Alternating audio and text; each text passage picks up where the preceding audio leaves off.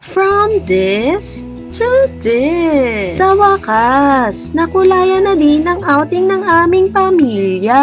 Muntik pang hindi matuloy dahil sa nagmamahal na gas. Buti na lang na-discover ko itong Bali type resort na less than 30 minutes lang sa amin. 1 hour or less from Metro Manila. Kaya naman dali-dali na kaming pumunta dito. By the way, may guard nga pala kayong madadaanan papunta dito. Sabihin nyo lang sa Coco Santay Villa kayo. Pagkatapos ay dire-diretso lang kayo papunta na sa resort. May parking area sila, good for 2. Pero kung more than ang dala nyo, pwede outside the resort ang parking nyo. Pagpasok nyo nga pala sa resort, may hagdan din pala kayong madadaanan.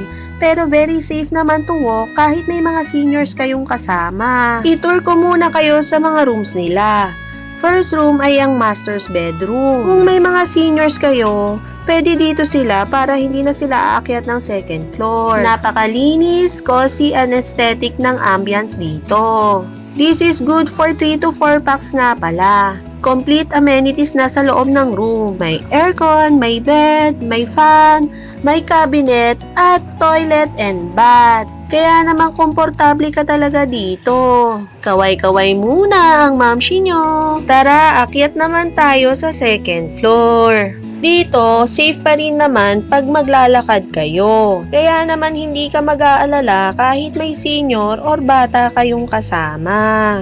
Eto nga pala yung big room nila. Kaya ang 10 to 12 packs dito. May bunk bed type at foldable bed nga pala siya. May cabinet na siya, may aircon din. Very comfortable ang tulog nyo dito. Sakto to sa magtotropa na hanggang ngayon hindi pa makulayan ng outing. Dito naman tayo sa smaller room. Dito nga pala kami natulog ng family ko. This room is good for 4 to 5 packs. And bunk bed type din siya. May cabinet na din. May aircon, kaya very comfy tulugan. Isa sa nagustuhan ko dito, may bintana siya na makikita mo yung view ng pool. Ang ganda ng view dito, diba? Ay, hindi pala yan. Salamin pala yan. Dito nga pala sa second floor, may common toilet and bath nga pala. Malinis din at maayos ang toilet dito. And just to mention, maayos din ang tubig nila dito. At may pailaw pa ang kanilang mirror. Oh, namamangha ang mamshi nyo, oh. Dito naman tayo sa kitchen area nila.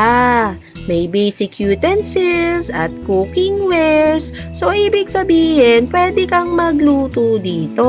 May 1 free gallon of water nga rin pala pag nag-book kayo dito. May kitchen island din na hindi ako makaakyat sa upuan dahil maliit lang ako. Tapos, may long table din sila na pwedeng tumambay ang mga tagabantay nyo sa pagkain. Oy, wag ganon. Meron din nga pala sila ditong veranda for grilling, smoking, or kung gusto mo lang talagang mag-moment. Pwede nga pala kayong umorder sa kanila ng snacks. Kagaya ng fries, potato, teka, parang pareho lang yun. At saka yung mga cold drinks katulad nito.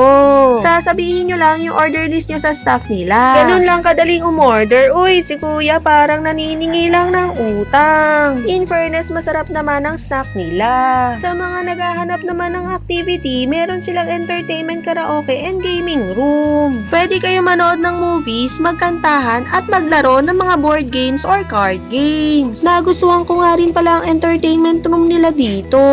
Dahil aside sa air condition na siya, very cozy ang place. Pwede kang magpahinga habang nanonood sa mga chikiting nyong naliligo sa pool.